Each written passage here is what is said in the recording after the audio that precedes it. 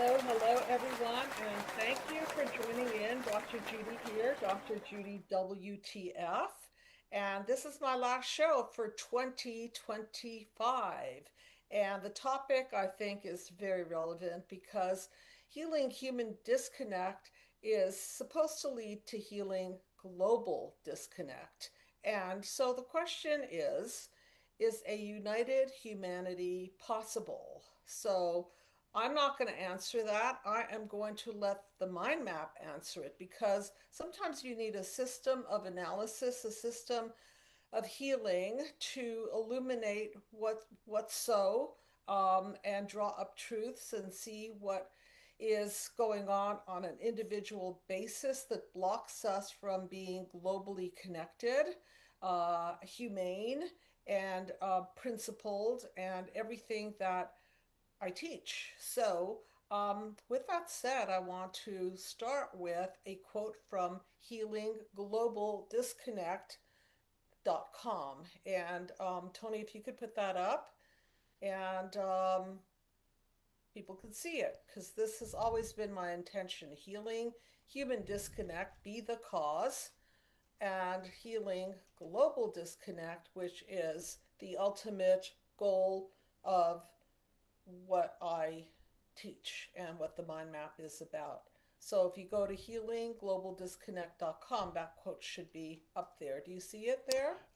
Hold on. I'm looking the on my one server. It's not coming up. So let me check to make sure it's on And if another server. not, then I will kind of paraphrase it, Okay. okay? And that will give the message. So let me see if you can find it. It's under healingglobalDisconnect.com. And people can find it under healingglobalDisconnect.com. And there is my message to the world. And let me know if you have it. It would No, be nice if unfortunately, you it's do. saying error. It's saying a page error. Okay, so I will paraphrase it, okay? Okay. So what my message is that we as a human race have been able to soar to unlimited heights. We're able to go to the moon. We're able to uh, launch projects and high-rise buildings and solve medical issues and on and on and on, and all of the beautiful endeavors of mankind. However, what we have yet to do and what we have failed to do is to come together as a united humanity. So let's mind map this. I definitely have no answer to it other than a theoretical one because we've been trying to solve this problem forever. How do we solve a problem as universal as healing global disconnect when we have a history of war and divide and um, running into panel number 6, which I will explain in the process, which is a total breakdown, including World War. And so, of course, we want to avert that. However, we can't avert that until we heal. And I'm going to talk about how human disconnect happens and why healing human disconnect is the first step in healing global disconnect. So, I'm going to give you two versions of the mind map. One is a psychological version, and the other is a more spiritual version that came from my studies of Kabbalah, Jewish mysticism. And so I'll kind of switch back and forth between the two so that you can get it psychologically and you can also get it on a more psycho spiritual level, which is always very interesting to me. So let's put the mind map up and let's just say that if we are damaged, if we are hurt, neglected, wounded, childhood wounds, which we'll list all of them in a minute, if we're wounded, it's really hard to go out there into the world and be of the light. Because if we're traumatized, we live in our trauma. We don't necessarily express the best of our best because we're too busy licking our emotional wounds and having reactions and so on. So um, that's what I mean by how important it is to heal individually in order for us to even have a chance at being a united humanity. Sounds like a dream come true. Well, I hope to see it in my lifetime. I hope that my children will see it, if not me, and my grandchildren, if not them. And I hope for you and your children, grandchildren, and all your ancestors to have at least in your minds the consciousness of a united humanity. So, what's the problem here? How come we're not kumbaya? How come we're not all pulling for each other? How come we lack empathy and perspective? And how come we're not able to step in other people's shoes and see from their lens of perception? Why is this going on? So, as a psychologist, I know that if you take it down to a micro level and start with the family of origin, your biological parents or your primary caregivers, whoever those people were that raised you. So, let's go to panel number one, and I can show you the problem insofar as why we are not united. So, again, I told you I'm going to switch back and forth between the psychology of it and the psychospirituality of it. So, if you see the background, you see that there is light in the background, and that light represents our light. It represents the best of our best. From a psychospiritual point of view, it represents oneness, um, higher power, source, the light, whatever you want to refer to it. It represents the oneness and interconnectivity of the one soul.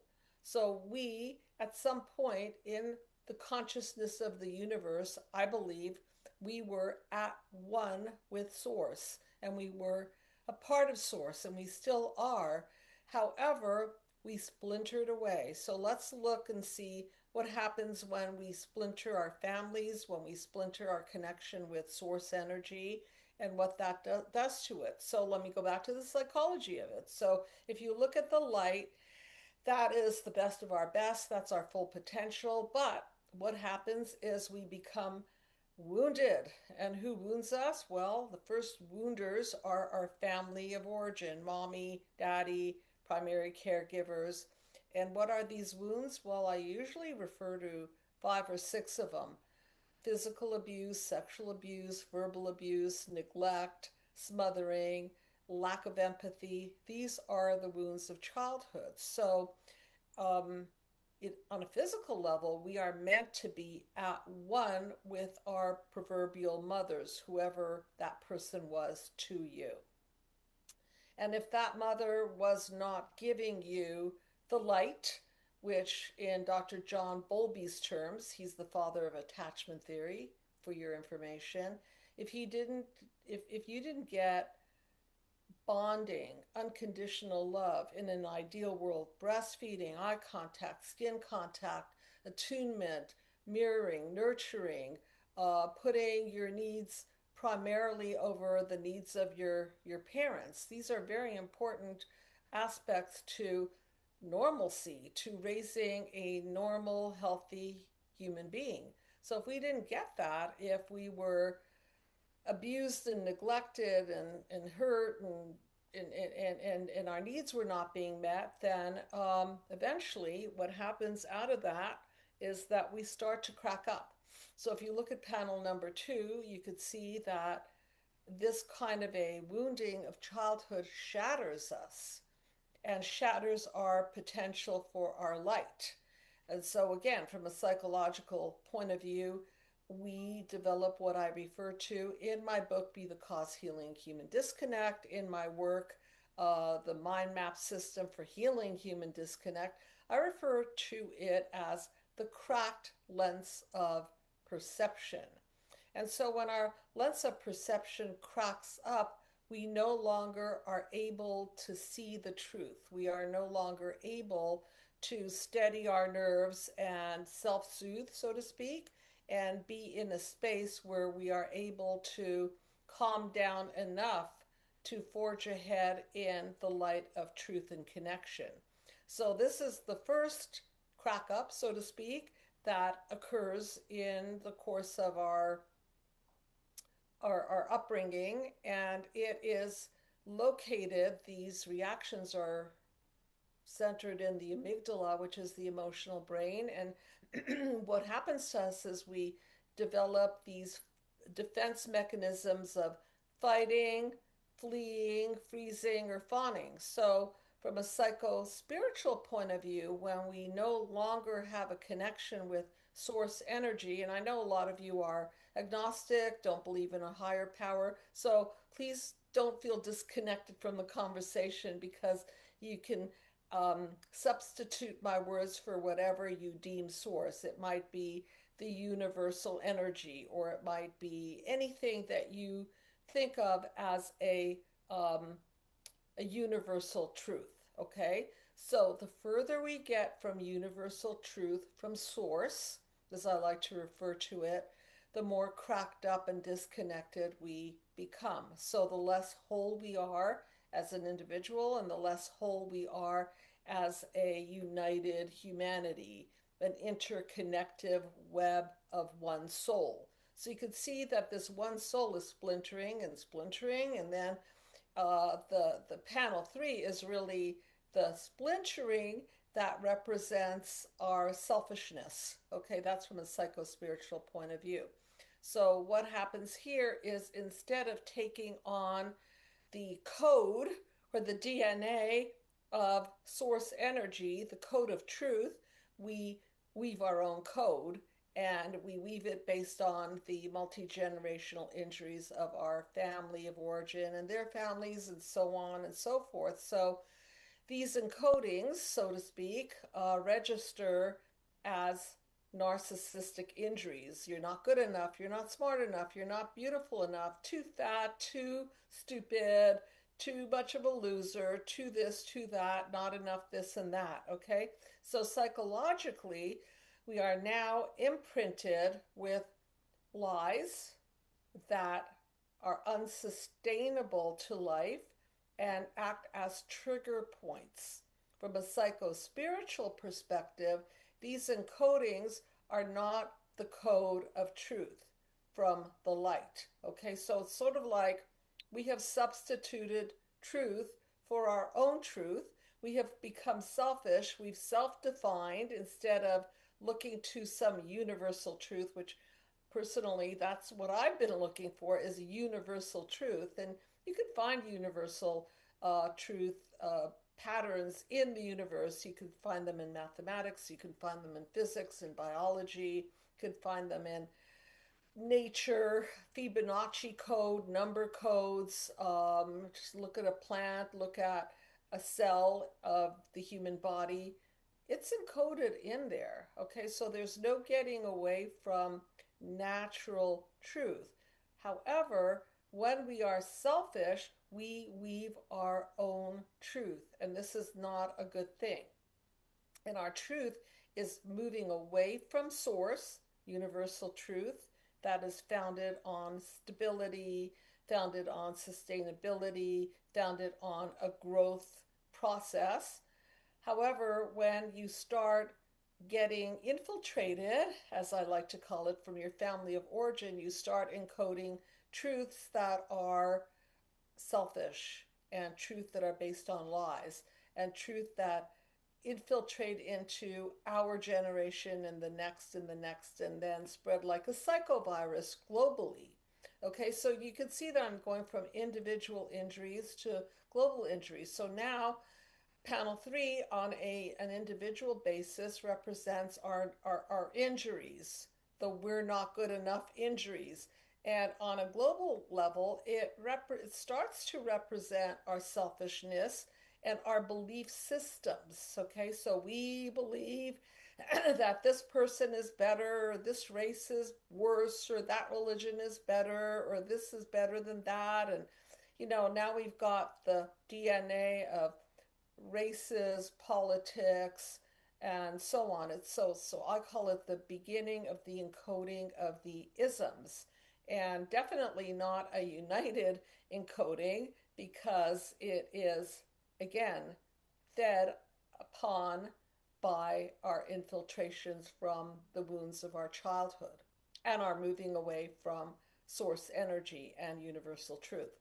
Now, what happens to this encoding on an individual level? You can see that it breaks down into chaos, defenses, and ultimately huge breakdowns, which we're living in today. So if you turn on your news, look at your YouTube feed, you will see that wars are rampant, and it's almost like we're living in such a horror situation. It pains me. It pains me to see the world in the state that it's in. It also inspires me to talk to you and find a way out of this conundrum and inspire people to shift what's going on internally so that we can have more empathy, we can have more truth, we can have more clarity, and we can identify ourselves with one soul and united humanity. Now, that does not, by the way, mean that we cannot be different in race, religion, politics, and taste in food and anything. It just means that we have to have a respect and a regard and an empathy for every living creature on the planet. And since I'm very much an animal lover, that includes everything, the trees, nature, our animals. If we're not in sync with our planet, we are heading toward a very, very destructive path. So let's look at panels number 4, 5, 6, okay? And let's look at them in the context of the setup. So remember, the setup is the wounds of childhood, how we've been infiltrated by that, and how that draws us further and further from the source, from truth, and how we buy into the injuries. And then when we are triggered by life, by relationships, by anything really, then the structure that we have built, the faulty, unsustainable structure, begins to collapse. So you could see that if panel 3 represents core belief systems, and if these belief systems are not based on universal truth and kindness and love and empathy, they will collapse because they're based on selfishness, which moves further and further away from the light. So what happens to these selfish and unsustainable bonds? They collapse into chaos. So as many of you know, I do a lot of individual and couples counseling, and especially you see this in couples when one is activating the core belief of another. So when Mary and Johnny get together and Mary feels triggered by Johnny because all she sees is how he does not esteem her, and she's looking for signs of this. So if he doesn't take out the garbage, then her conclusion is her core belief, which is, oh, you don't love me, I'm not good enough, I'm not important enough. And if Johnny displeases Mary, then he might revert to core beliefs like, oh my God, no matter what I do, it's not good enough. So this is what I mean by couples and individuals triggering each other. This trigger can happen at work, it can happen in a conversation with a friend, it could happen in a relationship. It happens every day, a lot of times a day. And so when foundationally we buy into the lie that we are not good enough, that we are not enough, and that we are a product of our childhood wounds, then we fall apart into chaos. So let's look at chaos for a minute, because it's really the precursor to bigger breakdowns. So if you look at chaos, what does that look like to you when you stare at it? You can see the people flying off the security or the insecure bond that they originally formed. You could see the structure of life being torn apart. You could see a lot of toxicity in the air. It's a panel that is metaphorical, which all my panels are, but this one's metaphorical for chaos, destruction, lack of truth, lack of structure, lack of containment, lack of boundaries. So when people end up in chaos, when they're fighting or they're breaking down on whatever level, what do? Okay, so we don't want to be in pain, so we go into panel number 5.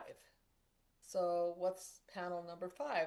So these are our defense mechanisms, and I will put the emphasis on isms.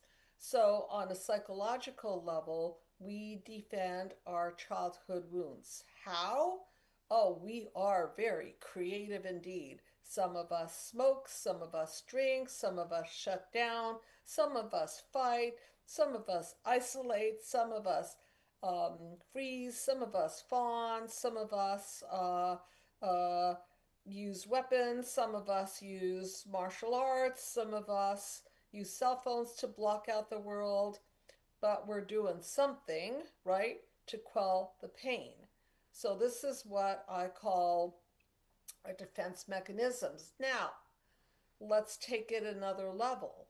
When we remove ourselves from the light and source and truth, then we are in a state where we are not connected any longer. We feel attacked, and so we roll up into what I call a bunch of isms. So look at panel number 5, and the globes represent all of the isms of mankind: religious isms, political isms, sex isms, any kind of ism that you can imagine.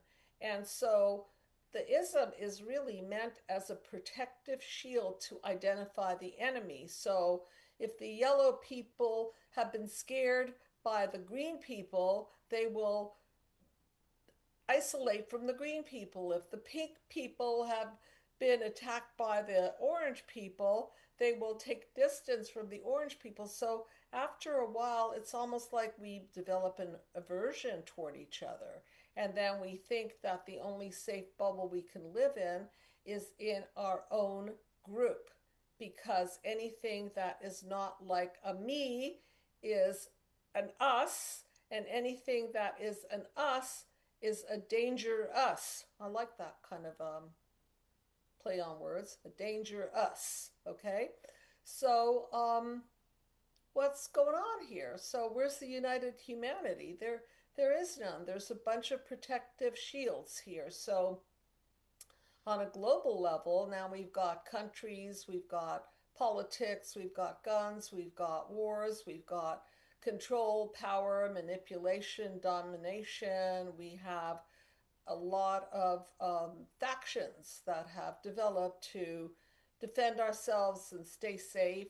And so we become infiltrated with our own ideas of what is right, instead, again, of going to universal source and taking in the light and seeing the broader picture and coming up with how can we coexist and co-create with each other in spite of our differences. Now, I want to emphasize that the problem is not the differences; it's the fact that differences are now defense mechanisms as opposed to beautiful differences that we can share and interconnect with.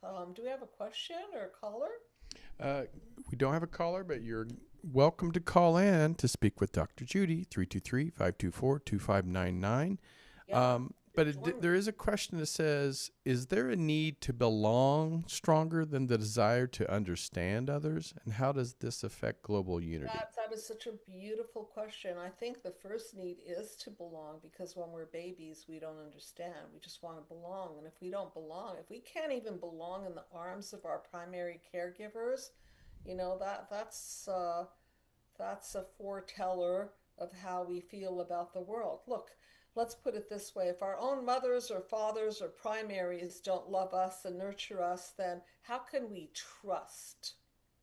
Right? The first line of development is trust versus mistrust.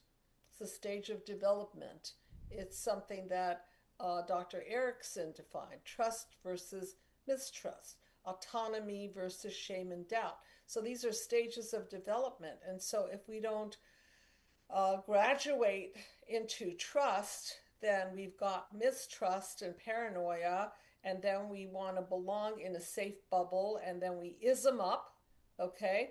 And then in order to ism up, we have to tag people as enemies. So let me give it an example of how I see racism formed. Okay, so let's say a white person or a black person is attacked by a white person, or a white person is attacked by a black person.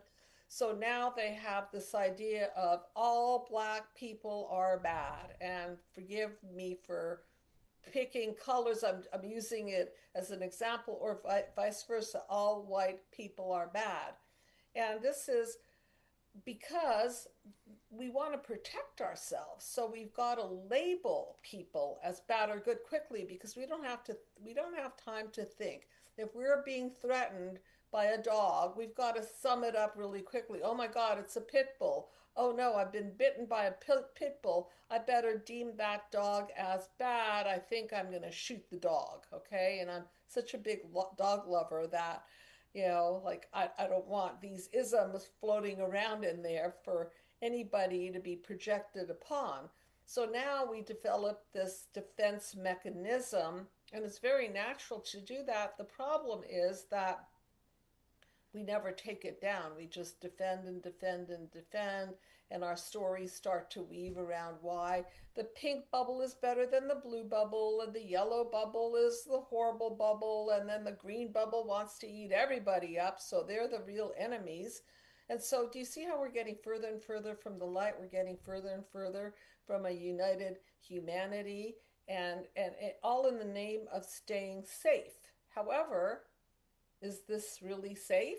If we're projecting all our fears on people that are not like us because we have the need to be in a safe community. You asked a good question. What was the question? Would we rather be, what was it about? We want to be in a community versus something else? It just says, is the need to belong stronger than desire to understand others? And how does that affect global unity? Right. So we need to belong. Okay. We need to belong to our families. If that's not possible, it's impossible to have part two, which is to be connected to a global community. Does that make sense? Mm-hmm. Yes. Okay. Hopefully it So makes sense to the person asking it. So please let us know. yeah, let us know. Okay, let me clarify the last part of the question. So yeah, we have an extreme need for belonging, and then what was the second part? And how does that affect global unity?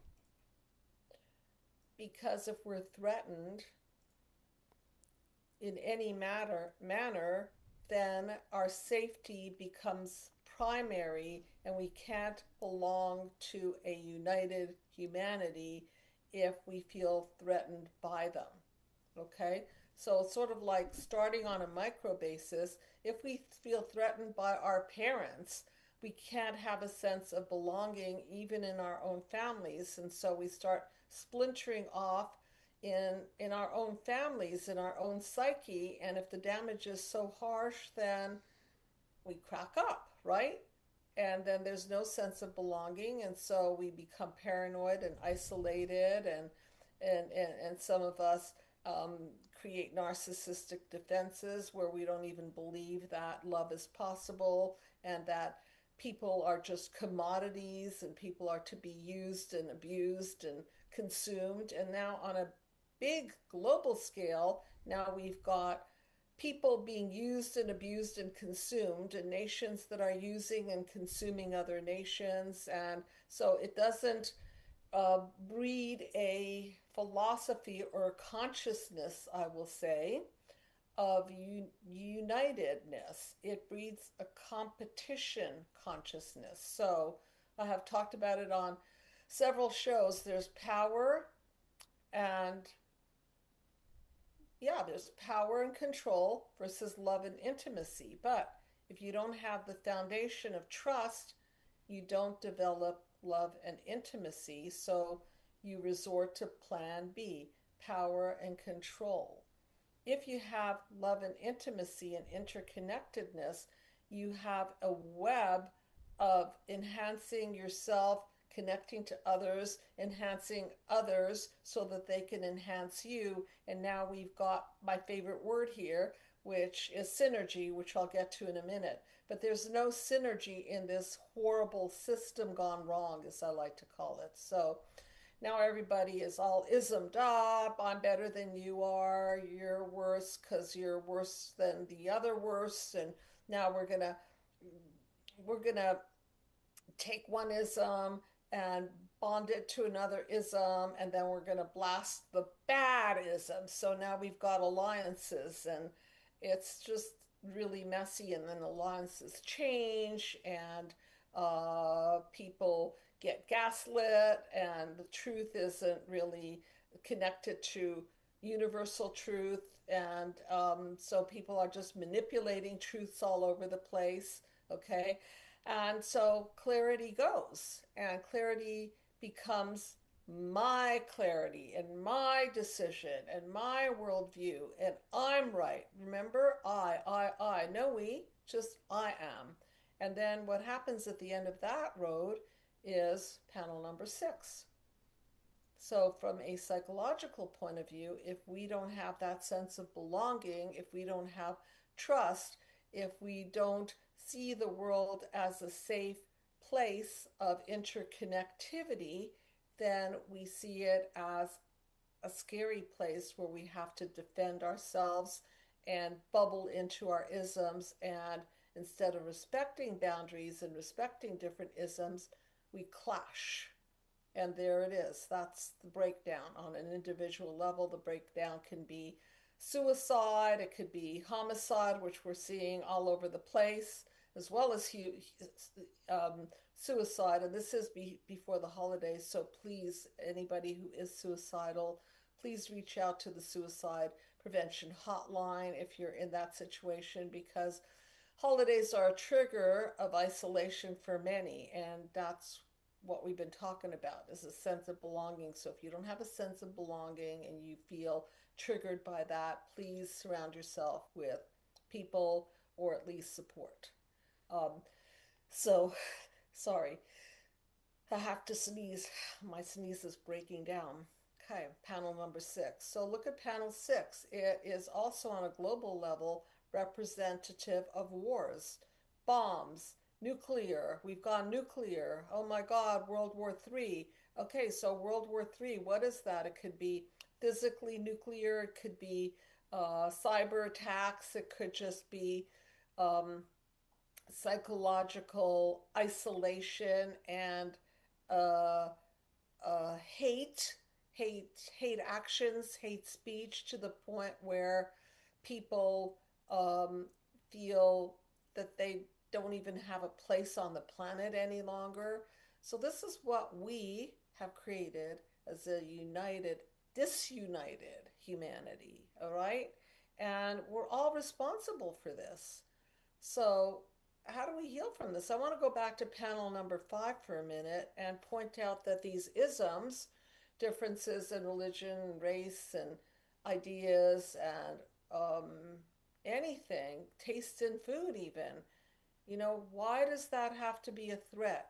Why can't we share our isms? Why can't one ism create synergy with another ism?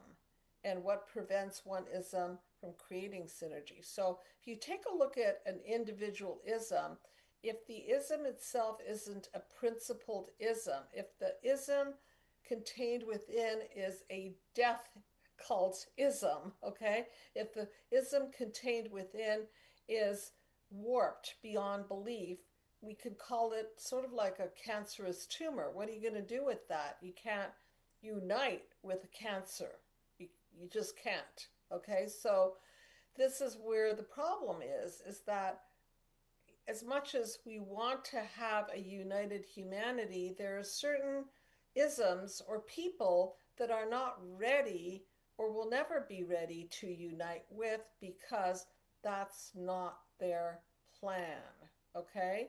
So I'm going to go back to something that Max Planck talks about, which is consciousness is causal. So when people are in the consciousness of unity, when they're in the consciousness of being the best of their best and enhancing other people, then those are the people you want to unite with. Okay, so I'll say it again. Who are your growth partners are people who you can synergize with, people who are a plus one. So let's go to panel number um, 7.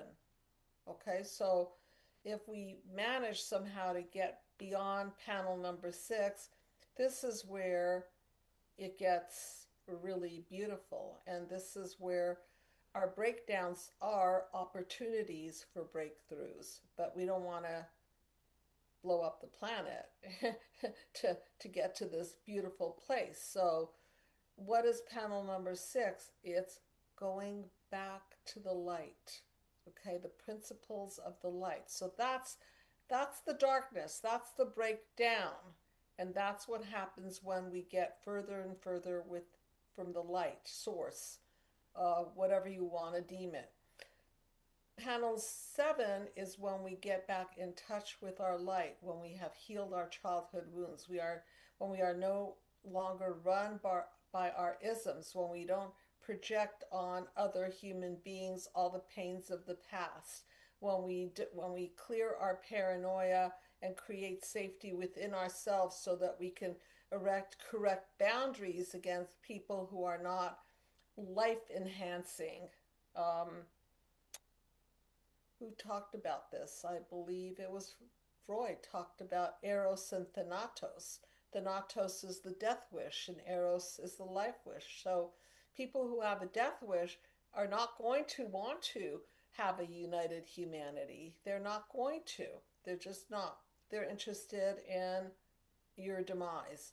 So in order to have panel number 7, we have to clear ourselves and clean ourselves and connect back to source so that we can be the best of our best and our isms filled with our own light and our own talent. And then we can share our isms globally. And instead of smashing each other's isms, we can say, well, your ism has a lot of interesting intelligence and a lot of interesting life enhancing formulas. And then we want to start sharing, because that's what life is about, is that we are all pieces of the puzzle of source. And until we understand that, until we put the pieces of our own human puzzle together to reconnect with source and form a web of interconnectivity, because we are all interconnected whether we like it or not. We are all interconnected. And so if we don't believe that, then we could try it on for size. If a bomb goes off over there, then we're going to breathe in the fallout material over here. So even if we think we're winning, we're losing. Every time we think it's a win, it really might be a lose, because we're not enhancing the human race. We're not doing the globe a favor. And we only have this one beautiful jewel of a globe. And if we mess up our waters and mess up our ecosystem and mess up our animals and mess up our children and mess up anything, and we don't get it right, then it will reverberate universally. So I remember the movie The Day the Earth Stood Still, which I quote in my book, Be the Cause, Healing Human Disconnect. And if you want to buy a hard copy of it, you can go to Amazon.com and get the latest version of it. It's the one with the greener letters on it. There are 2 versions out there. I think that's the lighter version. There's another one with a greener version. Get that one. And you can have it shipped to you by before the new year, actually. And I think they're quick. Amazon is best, okay? So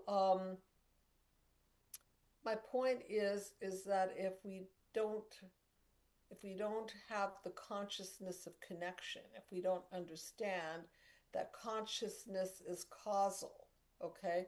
Max Planck, in my book, Be the Cause Healing Human Disconnect, I talk about in panel one, consciousness is causal. And if we're in the consciousness of destruction, if we're in the consciousness of selfishness, if we're in the consciousness of protecting an ism that is based on a death code, okay, going back to Freud, then we're in the wrong consciousness and we have to clean that consciousness. And that's why we're challenged with this united humanity, because whenever we're threatened, we don't put down our guard and take a step back and say, let's self-reflect and self-correct. We say, you are the enemy, you need to die, you're a threat, and that's a problem. And we've been doing this for, I don't know, thousands of years, right? And so we need to stop. We need to mature. We need to adopt a new consciousness that's connected to the light, connected to the truth. And so when we unite with people who are in the consciousness of connectivity, of interconnection, of being the best of the best, of wanting the best of the best for other people, growth partners, that's really where the united humanity takes off, okay? And so let's see what happens as a result of this united humanity. What happens when we're playing a better game of life, when we're playing the game of knowledge, of truth, that we are interconnected, when we are playing the game of responsibility for healing ourselves and the world, when we are owning our own stuff. These are principles. You see, I have another mind map called Principles Over People. And so when we play in a principled way, that's when we have universal agreements, okay? I think we can all agree that we cannot pollute our oceans, because then our fish and plant life, botanical plant life, is going to die. That's kind of a universal truth, but not many people follow that, okay? So look what happens when we play a better game of life. And remember, I'm holding everyone responsible for this, including myself, that in order to play a better game of life, we have to be that better game. So we have to be physically, mentally, spiritually, as healthy as we can be. We have to own our own stuff. We have to seek out universal truth. We want to have the best intentions for our children and the planet, and so on. Only those people who are making effort in that direction get to be the light. Okay, so when you are part of that light, then you are part of the universal puzzle of fixing the darkness, of turning on your own light and then giving your light to others. So that would be panel number 7, where you're sharing and caring about other people. And then what happens out of that is very beautiful. You could see panel number 8. Look at panel number 8 if you can see what the difference is. Okay, so panel number 8 is a manifestation of a new DNA strand, a DNA strand that is seeking light. It's evolving. It is based on solid principles. It has backbone. It is rooted in the earth. It is surrounded by clean, pure water. It is surrounded by wisdom masters. In this case, I have some dolphins in the background representing mind, body, and soul. So it's a different outcome. Remember, be the cause of better outcomes for your life. How do you do that? By healing yourself. That's how you do that. By healing yourself, you are a piece of healing the world. And then through this better blueprint that's connected to the light, you become growth partners to each other. So what's on panel number 8 is teamwork, evolution, health, clean atmosphere, and so on, seeking higher and higher states of consciousness. You can use this panel as a metaphor for the climb up to higher states. And then out of that, we create a world that is so beautifully balanced that nobody wants to upset the balance. You just don't, because you feel good, you feel safe, you feel united, you feel like you really want to live there. And so why would you? Okay, so no more power, no more control, no more clashing with isms, no more chaos, no more triggers. You just want to invest yourself in people and consciousness of unification. And that's how we solve the problem of global disconnect. And that's how we heal global disconnect. Because as much as we want, there's been no single person that has been able to heal global disconnect. And part of my thinking on that is that we are all responsible for that. Okay, so part of waiting for the Messiah is to become a piece of the Messiah ourselves and to become high level consciousness where we are connected to light source, light energy. We have, from a psychological point of view, healed our wounds so that we're not in our defense mechanisms, we're not reactive, we're not projecting anger on other people. And so by cleaning ourselves, we are ready to enter a new paradigm. And that's where panel 7 shifts the paradigm from me and pain and defenses to a united humanity. So with that, if there aren't any questions in the chat room or comments in the chat room.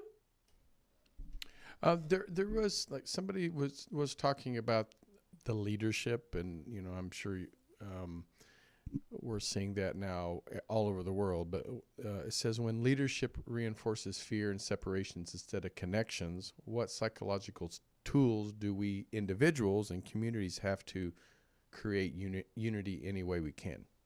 Look, our leaders are not gods. Let's just say that, okay?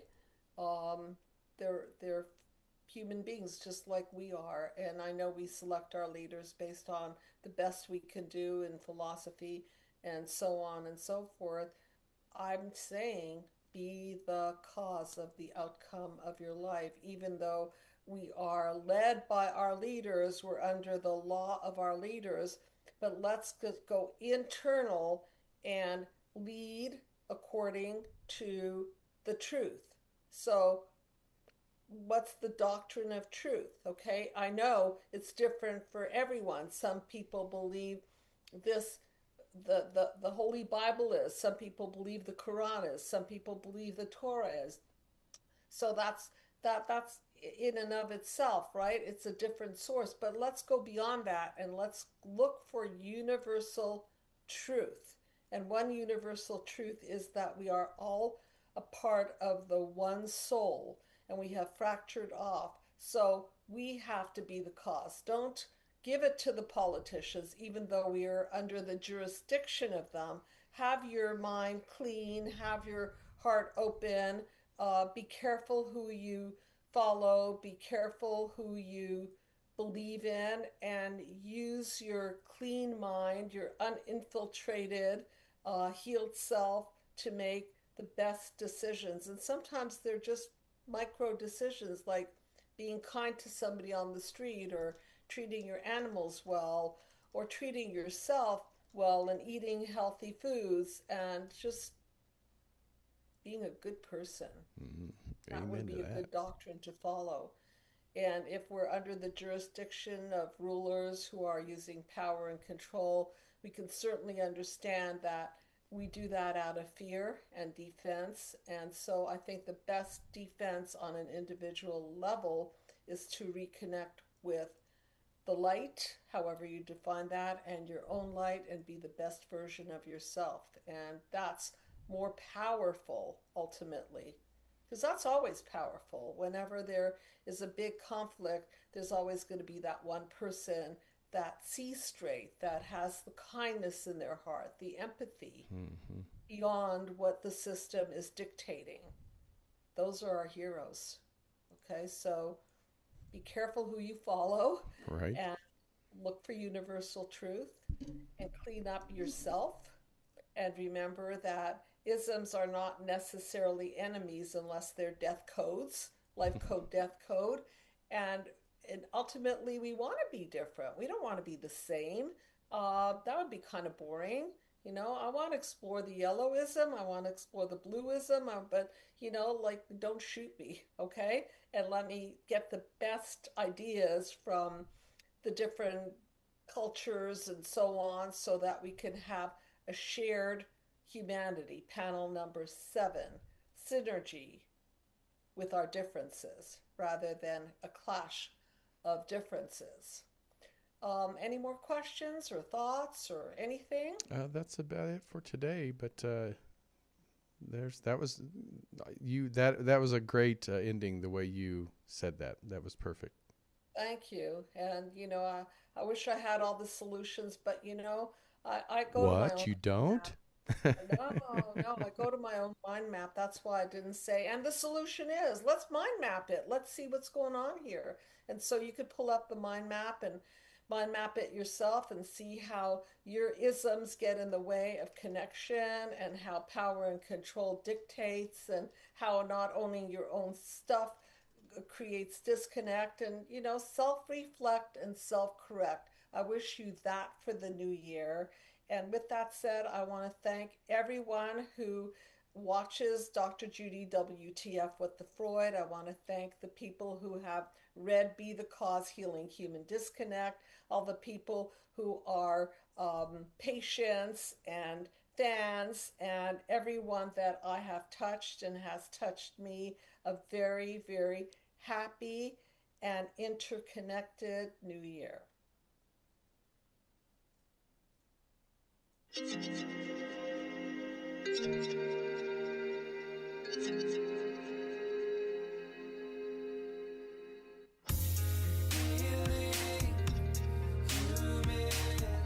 I even saw, oh,